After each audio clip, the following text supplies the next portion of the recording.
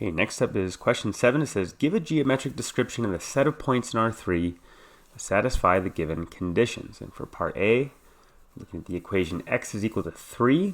Okay, so first note that in the xy plane, right, so in R2, this equation describes a vertical line. It's the vertical line that passes through the point 3, 0. Okay, so then in R3, right, in xyz space, this equation describes a plane. Okay, it's the plane that consists of all points whose x-coordinate is 3. And here, y and z can take on any values they like. Okay, another way to describe this plane is to say that it's the yz plane, right, that we discussed earlier, shifted 3 units along the positive x-axis. Okay, now coming back to this line here in the xy plane, okay, where is it in this picture? Well, it would be right here, right? It is a cross-section of this green plane.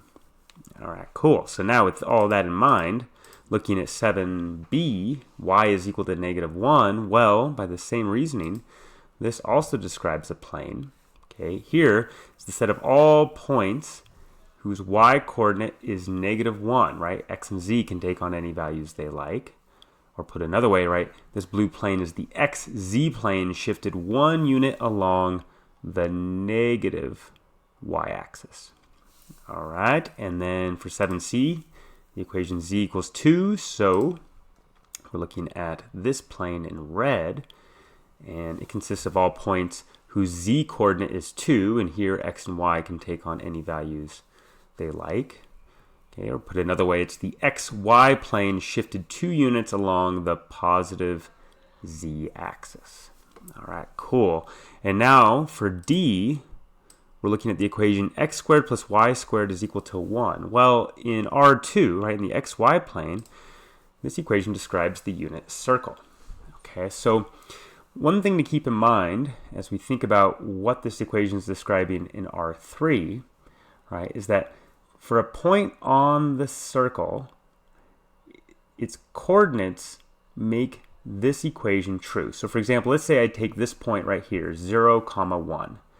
So if I plug 0 in for x and 1 in for y, right, this equation is true, right? That's really what it means, right, for this equation to describe this circle. It just means that, well, all points on the circle are such that their coordinates make this equation true. Okay, so with that in mind, I'm going to come over here now in R3. I'm going to copy this circle you see in the xy plane right here in blue.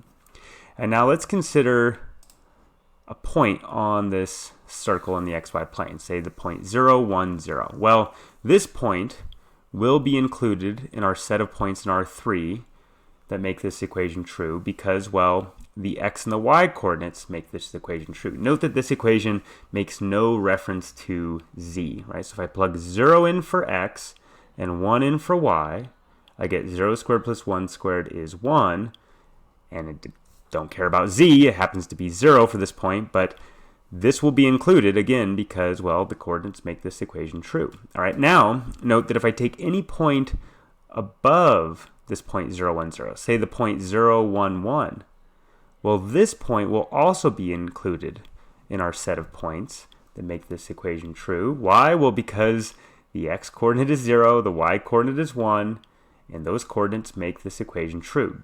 I don't care about what z is. Likewise, I could take any point below, directly below the point 0, 1, 0. So say 0, 1, -1. This will also be included in our set of points. Okay, so with that in mind, right, if I take any point on the unit circle in the xy plane, so let's call that point Q, right? So its coordinates are x, y, 0, where x and y, well, they satisfy this equation, x squared plus y squared equals 1, right? And that's just coming from the fact that they lie on the unit circle in the xy plane. Okay, so that point Q is included in our set of points, but also any point directly above or below, or in other words, any point along this yellow line that runs parallel to the z-axis and passes through the point Q. Those will all be included, right? And again, it's just because we just care about what's going on with x and y, right? This equation doesn't make any restriction on z. okay?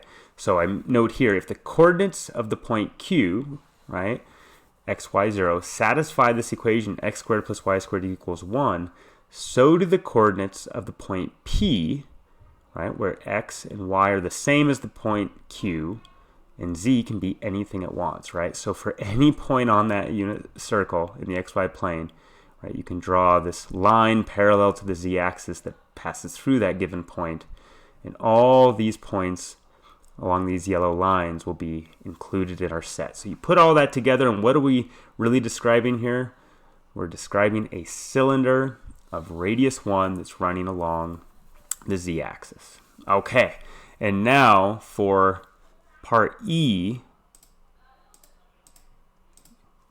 pretty similar, but now there's an additional condition. It's that z is equal to 2. Okay, so x squared plus y squared equals 1, as we just noted, right? This is a cylinder, right? It's a cylinder of radius 1. It's running along the z-axis.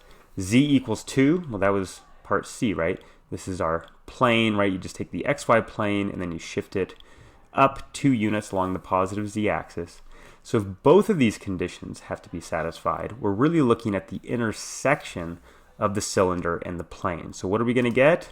We're going to get this circular cross-section of our cylinder, right? So this is a unit circle in the plane z equals 2, and it's going to be centered at the point 0, 0, 2.